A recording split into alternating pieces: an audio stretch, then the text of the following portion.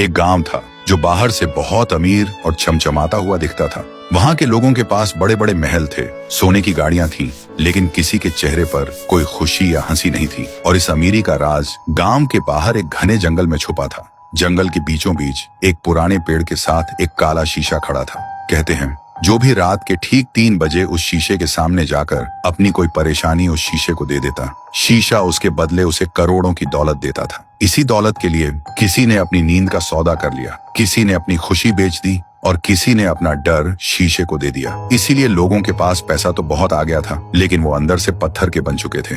इसी गांव में थुंग थुंग रहता था, अपनी बीवी और 1 साल के बच्चे के साथ। थुंग थुंग के पास एक फूटी कौड़ी नहीं थी। कभी कभी तो कई दिनों तक भूखा ही सो जाता और गांव वाले अक्सर उसके पास आते और बिना किसी भाव के कहते, अरे थुंग थुंग, तू क्यों इतनी तकलीफ सह रहा है? जाकर अपनी कोई भावना उस शीशे को दे दे और हमारी तरह अमीर बन जा। लेकिन थुंग थुंग हमेशा कहता, मेरी इंसानियत और मेरे जज्बात किसी दौलत से ज्यादा कीमती है। पर कहते हैं ना, गरीबी इंसान को कुछ भी करने पर मजबूर कर देती है। एक दिन थुंग थुंग जब काम से घर लौटा तो उसने देखा उसकी बीवी भूख से हार कर मिट्टी खा रही थी। ये देखते ही थुंग थुंग टूट गया और खुद से ही पूछने लगा, क्या फायदा ऐसी इंसानियत का जब अपना ही परिवार भूखा मर रहा हो। और वो रात के अंधेरे में उस काले शीशे के पास पहुंच ही गया। शीशे के अंदर से एक खौफनाक लाल रोशनी जगमगा रही थी।